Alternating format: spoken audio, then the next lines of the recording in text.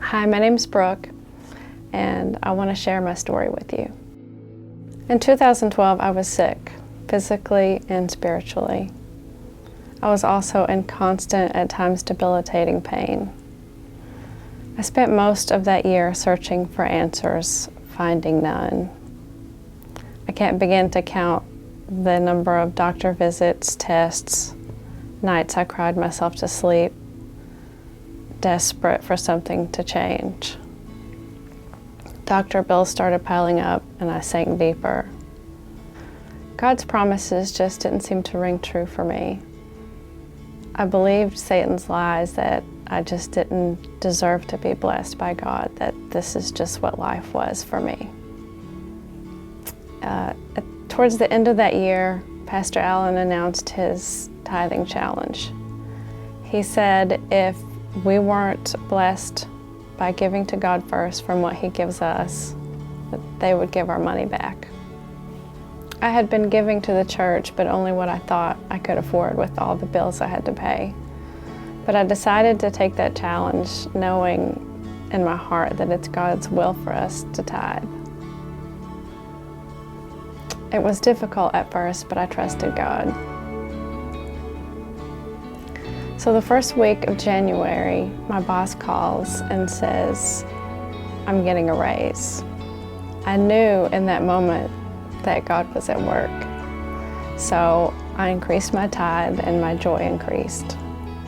2 weeks later, a doctor finally figures out what's making me sick, and my health turns around in a week, and my joy increased. A couple months after that, I started seeing a counselor to start healing the spiritual brokenness, and my joy increased. I became a member of this church in May, and again, my joy increased. In August, I had a life-changing back surgery.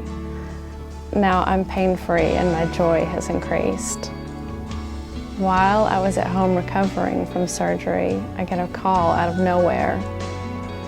Someone is moving to Corbin and they want to know if I'm interested in renting out my home. So I said yes. So again, with the extra income, I increased my tithe and my joy again increased. My relationships are improving, my bills are paid. I feel like a new and improved version of myself.